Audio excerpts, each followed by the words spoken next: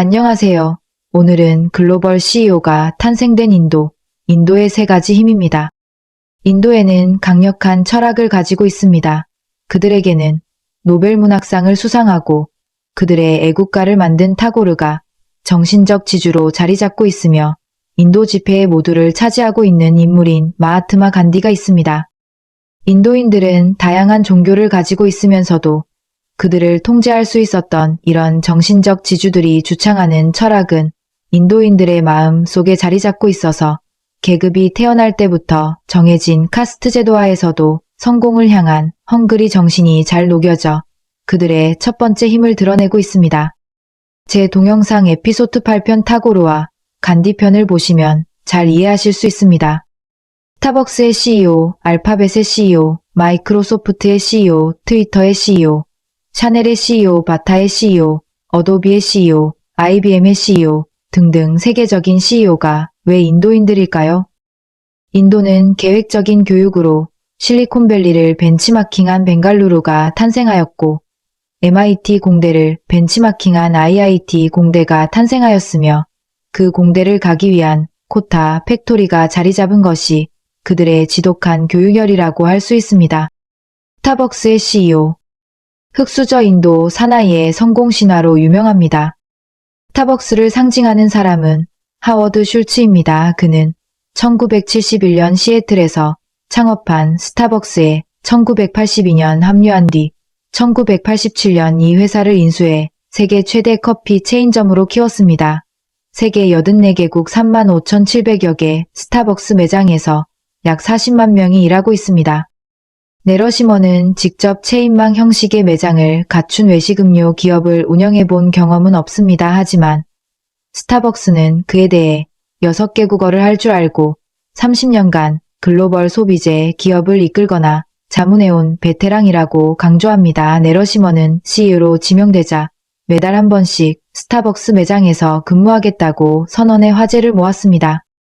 대개 인도 출신 글로벌 기업 고위 인사들은 인도에서 금수저였던 경우가 많습니다. 이와 달리 내러시먼은 어린 시절 형과 누나를 병으로 잃었고 사업을 하던 아버지가 병을 얻자 대학 공부를 중단할 뻔한 어려움을 겪었습니다. 이런 고통스러운 경험을 극복하고 해외로 나가 스타벅스라는 세계 제1의 커피 제국을 이끌게 됐으니 어마어마한 성공 신화가 아닐 수 없습니다. 구글의 순다르 피차이나 마이크로소프트의 사티아 나델라처럼 세계적인 명성을 얻는 또 하나의 인도 출신 글로벌 기업 CEO가 될 수 있을지 지켜볼 필요가 있을 듯합니다. 성장이 정체되고 있다는 스타벅스를 맡게 된 내러시먼이 제도약의 발판을 마련할 수 있을지 관심이 쏠리고 있습니다. 스타벅스는 내러시먼을 CEO로 내정했다는 사실을 작년 9월 발표했습니다. 두 번에 걸쳐 23년간 스타벅스 CEO를 지낸 슐츠는 2017년 이사회 고문과 명예회장을 맡아 한 발 물러나면서 현장 경영에서는 손을 뗐습니다. 하지만 스타벅스 실적이 나빠지고 5년간 회사를 맡았던 케빈 존슨 전 CEO가 사퇴하자 작년 4월 임시 CEO로 다시 복귀했습니다. 케빈 존슨은 IBM과 마이크로소프트에서 엔지니어였던 인물인데 스타벅스를 성공적으로 이끌지는 못했다는 평이 지배적이었습니다. 임시로 CEO로 복귀한 슐츠와 이사회는 자기 스타벅스 CEO를 누구에게 맡길 것인지를 물색해왔습니다. 한때 내부 인사도 거론이 됐지만 완전히 체질을 바꾸기 위해 외부에서 선장을 데려오는 게 불가피하다는 결론이 나왔습니다. 이런 일정 발표대로라면 지난 4월 내러시먼이 CEO가 됐어야 했지만 슐츠 회장은 열흘 정도 당겨 내러시먼에게 빨리 바톤을 넘겼습니다. 차기 CEO에 지명된 후 6개월간 내러시먼은 스타벅스와 커피 산업에 대한 집중적인 공부에 들어갔습니다. 특히 매달 한 번 정도 매장에서 근무하겠다며 스타벅스를 상징하는 초록색 앞치마를 두르고 바리스타 교육을 받아 관심을 모았습니다. 매장에서 소비자들의 요구사항을 직접 체감하겠다는 의미도 있지만 스타벅스 경영진에게 새로운 변수로 떠오른 노조 문제를 적극적으로 해결해보겠다는 신호로도 받아들여졌습니다. 그러면 인도 출신의 내러시먼이 글로벌 노마드로서 어떤 길을 걸어왔는지 살펴보겠습니다. 내러시먼이 태어난 곳은 인도 서부 도시 푸네라는 곳입니다. 요즘 인도의 중심지로 각광받으며 빠르게 성장하는 도시입니다. 내러시먼은 푸네 공과대학에서 기계공학을 전공한 공학도였습니다. 푸네 공과대학은 1854년에 설립된 유서 깊은 학교인데요. 공대 중심학교로는 인도에서 두 번째, 아시아에서 세 번째로 오래된 학교입니다. 푸네 공과대학 출신으로 해외에서 성공한 동문으로는 다국적 생활용품 기업 유니레버의 식품 부문 대표인 니틴 파란지페, 카메라 영상 기술 분야 세계적 권위자인 라메시 라스카이마이티, 미디어랩 교수, 이산화탄소를 이용한 레이저를 개발해 미국 국가과학 훈장을 받은 쿠마르 파텔 전 UCLA 연구부총장 등이 있습니다. 어머니가 일을 해서 생활비를 벌어 내러시먼은 무사히 대학 졸업장은 받았습니다. 그는 레키 뱅키저 CEO 시절 더 타임스와의 인터뷰에서 인도에서 어린 시절 어려움을 극복하는 방법을 배웠다고 했습니다. 내러시먼은 학부를 마치고 미국으로 유학을 갔습니다. 현금 7,700달러와 여행용 가방 2개를 들고 미국에 건너가 펜실베이니아대에서 석사 학위를 2개 땁니다. 워튼스쿨에서 경영학 석사를, 로더스쿨에서 국제학 석사를 받았습니다. 로더스쿨에서 국제학을 공부할 때는 주로 독일을 연구한 것으로 알려져 있습니다. 그는 학비가 8만 달러나 들었지만 성적 우수장학금을 받고 2가지 아르바이트를 띄어서 해결했다고 했습니다. 학업을 마친 내러시먼은 1993년부터 19년간 맥킨지에서 컨설턴트로 근무했습니다. 미국, 인도를 포함해 여러 나라를 옮겨다니면서 임원으로 승진했습니다. 그는 하도 옮겨다녀서 19년간 서로 다른 25개의 집에서 살았다고 했습니다. 그가 맥킨지에서 주로 맡은 분야는 소비재, 산업과 의료 산업이었습니다. 특히 소비자 행태 분석에서 역량을 발휘하면서 식당 체인점, 식료품 소매업, 건강용품 판매 사업의 자문으로 능력을 인정받은 것으로 알려져 있습니다. 맥킨지에서 마지막 근무지였던 뉴델리 사무소에서 이사 겸 인도 지역 매니저가 됐습니다. 그가 19년이나 몸담은 맥킨지를 떠난 건 펩시코가 그를 스카우트했기 때문입니다. 여기서도 인도계의 파워가 확인됩니다. 내러시먼을 끌어온 사람은 당시 펩시코 회장이었던 인도 출신 여성 경영자 인드라 누이였습니다. 누이는 2006년부터 12년간 펩시를 이끈 역대 최장수 펩시코 CEO입니다. 7년간 펩시코에 몸담은 내러시먼은 2019년 9월 영국 생활용품 기업 레키 뱅키저의 CEO로 영입됩니다. 그에게 세 번째 직장이죠. 레키 뱅키저는 한국에서 가습기 살균제 사태의 시발점이 됐던 옥시레키 뱅키저의 모회사인데요. 주력 상품은 데톨 소독제와 듀렉스 콘돔이죠. 전체 직원이 43,000명이나 되는 글로벌 기업입니다. 내러시먼은 이곳에서 600만 파운드 약 100억 원의 연봉을 받았습니다. 레키 뱅키저가 내러시먼을 영입한 이유는 실적 악화와 주가 하락에 시달리던 중 분위기를 쇄신하기 위해서였습니다. 내러시먼이 합류하던 2019년쯤 레키 뱅키저는 세계 3위 이유식업체인 미국의 미드 존슨을 2017년 166억 달러에 인수한 후폭풍에 시달리고 있었는데요. 미드 존슨 인수는 영국의 인수합병 M&A 역사에서 최악의 거래로 자주 언급됩니다. 내러시먼이 레키 뱅키저를 맡게 된 과정에서도 인도계 파워를 느낄 수 있는데요. 내러시먼에 앞서 8년간 레키 뱅키저를 맡은 CEO 역시 인도 사람인 라케시 카푸르입니다. 카푸르 역시 이민자 후손이 아니라 내러시먼처럼 인도에서 태어나 대학까지 마친 사람입니다. 영국계 다국적 기업의 CEO를 연달아 인도 사람이 차지한 거죠. 내러시먼은 레키 뱅키저를 맡아 변화를 두려워하지 않는 과감한 스타일의 경영자이라는 점을 빠른 속도로 각인시켰습니다. CEO를 맡은 지 3개월 만에 CFO 최고 재무책임자를 교체했고 32년간 레키 뱅키저에서 근무한 위생용품 사업부 대표를 내쫓았습니다. 동시에 전 직장 펩시에서 일한 동료 임원을 최고혁신 책임자 CTO로 기용해 레키 뱅키저를 변신시키려 애썼습니다.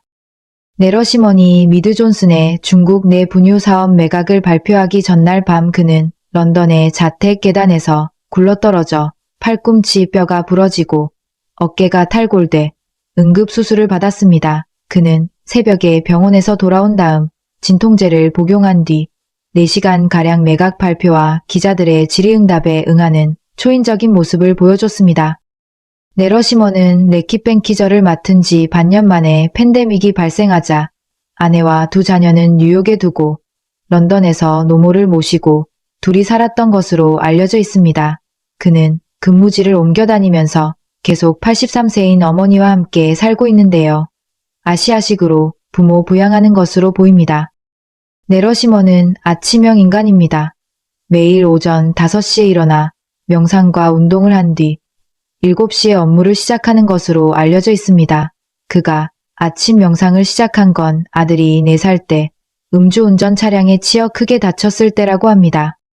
정확하게 레킷 뱅키저에서 3년을 일한 2022년 9월 스타벅스가 그를 차기 CEO로 영입했다고 발표합니다. 식음료 업계에서는 내러시먼이 레킷 뱅키저에서 보여준 과감한 변화를 스타벅스가 높게 샀다는 이야기가 많습니다. 의사 결정이 빠른 데다 강한 추진력을 갖췄다는 점이 널리 알려졌습니다. 그리고 내러시먼이 회사의 문제를 회피하지 않았다는 점도 눈에 띄었습니다. 사실 내러시먼은 2019년 9월에 레킷 뱅키저에 처음 발을 디뎠기 때문에 가습기 살균제 사건과 직접적으로는 연관이 없습니다. 하지만 그는 CEO가 된 다음인 2019년 연말 영국을 방문한 가습기 살균제 현장 조사단에 사과했습니다. 자신의 이름을 적고 서명을 해서 공식적인 사과 서한을 보냈습니다. 물론 이 정도로는 피해자, 가족들의 마음이 풀릴 수는 없겠지만 여하튼 당시 영국 언론은 내러시먼이 전임 CEO 때 있었던 일에 사과했다는데 점수를 주는 분위기였습니다. 글로벌 CEO 중에서도 인도인들은 탁월한 의사결정과 추진력 그리고 실력까지 갖춘 사람들로 영어를 기본적으로 대학 때 하는 것뿐만 아니라 공부도 제가 같이 해보면 제일 열심히 잘합니다. 항상 자기 나라에서 보다 물가가 훨씬 비싼 나라에 공부를 하러 왔다는 것에 엄청난 가족들의 고통을 가슴속에 담고 공부하는 것이 특징입니다. 애플 뉴스가 발표되었습니다. 애플 최대 협력사인 대만의 폭스콘이 인도에 추가로 부품 공장을 짓는다고 합니다. 블룸버그 통신은 애플의 탈중국이 한층 속도를 내고 있다고 31일 현지 시간 보도했습니다. 통신은 소식통을 인용해 폭스콘이 인도 남부 카르나타카주에 5억 달러, 약 6,400억 원을 들여 2개의 부품 공장을 건설할 계획이라고 전했습니다.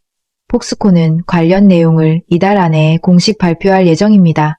공장이 들어설 정확한 위치는 아직 결정되지 않았습니다. 카르나타카는 인도의 실리콘밸리라 불리는 방갈루루가 있는 지역으로 주정부는 불필요한 행정 절차를 줄이고 보조금을 확대하는 등 외국 기업 투자 유치를 위해 노력해왔습니다. 폭스콘은 이미 방갈루루 국제공항과 가까운 곳에 7억 달러를 들여 공장을 짓기로 했습니다. 예상되는 고용, 창출 규모는 10만 명에 달합니다. 또 최근엔 타밀나두주에 1억 9,500만 달러, 약 2,500억 원을 투자해 공장을 설립하기로 해당 주정부와 합의했습니다. 이를 통해 이 지역에 약 6,000개의 일자리가 창출될 것으로 기대됩니다. 폭스콘의 인도 투자 확대는 중국 의존도를 낮추기 위한 노력이 당초 예상보다 훨씬 빠르게 실질적으로 이뤄지고 있다는 것을 보여줍니다. 폭스콘이 운영하는 중국 정저우의 아이폰 생산 공장은 고용인원만 20만 명에 달합니다. 하지만 지난해 코로나19 봉쇄와 이에 따른 인력 수급 불안 등으로 아이폰 생산의 차질을 빚자 애플과 폭스콘은 탈중국에 나서왔습니다. 여기에 인도 정부가 제조업 활성화를 위해 각종 인센티브를 제공하는 것도 글로벌 기업의 인도행을 부추기고 있습니다.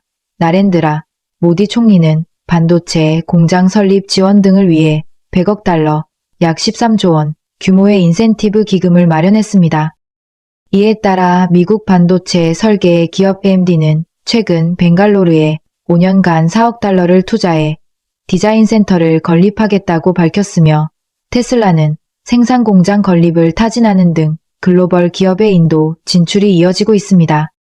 블룸버그는 폭스콘의 결정은 기업들이 예상보다 빨리 중국 밖으로 생산 능력을 옮길 수 있다는 것을 시사한다며 서방 기업들이 중국 정부의 규제와 미국의 제재 탓에 중국을 비관적으로 보는 사이 중국과 격차를 줄이기 위한 기회를 엿보던 모디 정부가 치고 나가고 있다고 설명했습니다. 인도의 벵갈루루는 어떤 곳일까요? 미국의 실리콘밸리 같은 곳입니다. 인도인들이 공대를 선호하는데 미국 MIT를 벤치마킹한 IIT 공대는 성공을 보장한다는 학교입니다. 이 학교에 가기 위해서 코타 팩토리가 탄생하였습니다. 인도인들에게는 꿈이 코타 팩토리에 가는 것입니다. 그 유명한 넷플릭스 영화 시리즈가 코타 팩토리인데 전 세계가 오징어 게임에 빠져 있을 때 유일하게 인도인들의 네플 1위는 코타 팩토리였습니다. 코타 팩토리는 소럽 카네가 제작하고 라가우 사부가 감독하고 얼넴 쿠마가 The Viral Fever를 위해 제작한 인도 힌디어 스트리밍 TV 시리즈입니다. 이야기는 코칭 센터로 유명한 교육 허브인 라자스탄 코타를 배경으로 합니다. 이 쇼는 이탈시에서 코트로 이사하는 16세 웨이버 메르모어의 삶을 따릅니다. 그것은 도시의 학생들의 삶과 합동 입학 시험을 치르고 인도 공과 대학 AIT에 들어가려는 웨이브의 노력을 보여줍니다.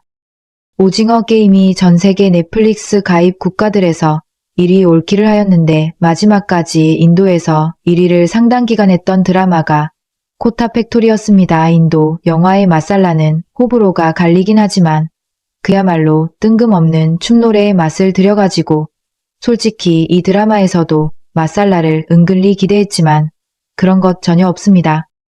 이 드라마 보는 내내 사랑스러운 주인공과 친구들이 티키타카하며 시종일관 미소를 지으면서 보게 됩니다. 전반적으로는 가벼운 코믹 터치이지만 실제 배경은 입시 지옥입니다. 멀리서 보면 희극, 가까이서 보면 비극인 셈인 것입니다. 공부 좀 하고 머리 좀 좋다고 하면 인도 대입 수험생들은 인도 공과대학을 가기 위해 저런 지옥에서도 치열하게 산다는 것을 실감할 수 있습니다. 성공이 보장되어 있기 때문입니다. 결국 그들이 세계적인 CEO로 전 세계인들을 물리치고 되는 것이 인도의 힘입니다. 마지막으로 인도의 인구입니다. 인도는 중국을 제치고 인구 1위 국가가 될 것으로 예상됩니다.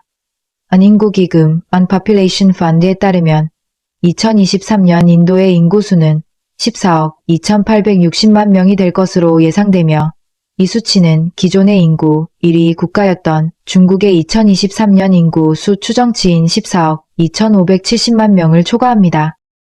인도의 인구수는 2050년까지 16억 6,800만 명으로 계속 증가할 것으로 전망됩니다. 안인구기금의 안드레아 워즈나르 앤드레아 워이너 인도 대표는 인도 14억 명의 인구를 14억의 기회라고 보아야 한다고 설명하며 특히 두터운 청년들이 경제혁신의 원천이 될 것이라고 전망하였습니다. 인도는 인구 1위 국가가 되었지만 인구 증가 추세는 점차 완만해질 것으로 예상됩니다. 인도의 인구는 1951년 3억 6,100만 명 수준이었으나 2011년에 들어서 12억 명 이상으로 증가하였습니다. 20세기 후반 동안 높은 출생률이 높게 유지되는 가운데 사망률이 감소하고 기대 수명과 소득도 증가한 점이 인도의 인구 연 평균 2% 성장의 배경으로 언급됩니다. 하지만 21세기로 접어들면서 인도의 출산율은 감소 추세를 보이고 있습니다. 인도 중앙정부의 통계에 따르면 1992-1993년에 인도의 합계 출산율은 3.4명이었으나 2019-2021년에 합계 출산율은 2.0명으로 감소하였습니다. 합계 출산율은 가임 여성 1명당 평생 낳을 것으로 예상되는 출생아 수의 평균으로 합계 출산율이 2.1명이 되어야 인구가 유지될 수 있습니다. 인도는 전체 인구 중 경제활동 인구의 비중이 높아 발생하는 인구 배당 데모그래픽 디비덴드 효과로 인한 경제 성장을 이어나갈 것으로 예상됩니다. 인도의 평균 연령은 27세이며 인구의 47%가 25세 미만입니다. 경제협력개발기구 OECD에 따르면 2021년 인도의 경제활동 인구는 9억 명을 넘어섰으며 2030년에는 10억 명에 달할 것으로 예상됩니다. 특히 인도의 청년층은 영어를 구사할 뿐 아니라 디지털 기술에 관한 지식을 풍부하게 갖추고 있다는 평가를 받고 있어 인도가 인구 배당 효과를 통한 경제 성장을 누리기 쉽다는 평가를 받고 있습니다. 한편 인도가 인구 배당 효과를 바탕으로 한 경제 성장을 이룩하기 위해서는 충분한 양질의 일자리가 확보되어야 한다는 지적도 제기됩니다. 인도의 싱크탱크 인도 경제 모니터링 센터 Center for Monitoring Indian Economy에 따르면 인도의 경제활동 인구 중 40%만이 경제활동에 참여하고 있거나 구직을 하고 있는 것으로 추정됩니다. 인도 케랄라 주의 국제이주개발연구소 International Institute of Migration and Development의 이루다야 라자네스 이루데야 레이즈는 농촌 지역의 사람들이 일자리를 찾아 도시로 향하고 있으나 도시에서 합리적인 생활 수준을 누릴 수 없다고 지적하며 빈곤과 질병이 더 늘어날 것이라고 전망하였습니다. 인도 국민 약 2억 명이 국내 이주를 하였으며 이 중 대부분은 일자리를 찾아 이촌양도를 택한 것으로 알려졌습니다. 인도의 도시 실업률은 2022년 12월 기준으로 10.1%에 달합니다. 인도의 인구가 성장하기 위해서는 여성 일자리도 늘어나야 한다는 지적도 제기됩니다. 2018년 맥킨지 보고서 맥킨지 리포트에 따르면 인도에서 여성의 경제활동 참여율이 10% 증가하면 인도의 국내 총생산 GDP 5,520억 달러, 하나 약 729조 3,880억 원 증가할 것이라 추정한 바 있습니다. 그러나 인도 경제 모니터링 센터에 따르면 2022년 기준 경제활동 인구 여성 중 10%만 근로 중이거나 구직 중으로 인도 여성들은 일자리를 얻는데 어려움을 겪고 있습니다. 인도의 싱크탱크 정책연구센터 Center for Policy Research의 사비나 드완 선임연구원은 여성들의 경제 참여가 이뤄지지 않는다면 인도가 인구 배당 효과를 누리기 어려울 것이라고 밝혔습니다.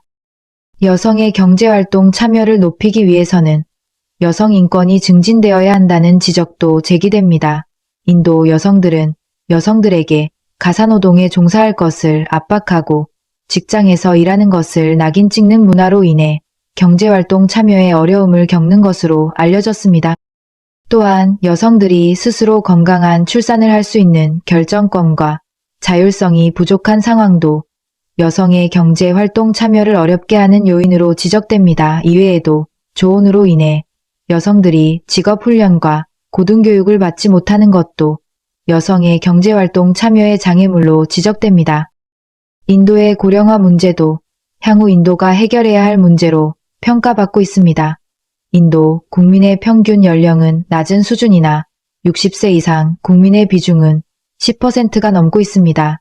특히 타밀나두, 주와 케랄라 주 등 인도 남부의 주들은 북부주보다 출산율이 낮아 고령 인구를 부양하는 문제가 중요한 사회 문제로 대두될 것으로 평가됩니다. 인도에서 60세 이상의 사람들은 한 달에 1600인도 루피 하나 약 2만 5,900원의 연금을 받으나 지원금으로는 기본 생필품을 구매하기에 충분하지 않습니다. 또한 노령 인구는 기후위기로 빈번해지는 폭염과 홍수에 취약하기 때문에 더 많은 지원이 필요한 상황입니다. 대표적으로 인도의 케랄라주는 노령 인구 증가로 인한 어려움을 겪고 있습니다. 케랄라 주의 경우 65세 이상 인구가 케랄라주 인구의 12%에 달하며 이는 고령화 사회의 기준인 7%보다 높은 수치입니다. 앞전에 제가 만든 영상인 에피소드 11에서 다뤘던 이민편에 보면 이민 가기 제일 좋은 나라의 캐나다 시민권 신청자 1위가 인도인입니다. 인도인들은 기본적으로 영어를 잘하며 IT 관련 전문 직종사자라 전 세계가 환영합니다. 인도의 명상과 철학 그리고 영어와 IT 교육 등 지금의 인도를 세계적 CEO 배출 나라로 만들었습니다. 테크닉과 프레임 위주의 토익 시험에 능숙하여 제대로 영어 구사를 못하고 계시다면 죽은 영어를 하신 겁니다. 기업은 영어 성적만 보고 뽑으셨다면 실수하신 겁니다. 오늘 당신은 스타벅스에 가서 커피를 마시며 무슨 생각을 하실 건가요? 인도의 세 가지 힘이었습니다.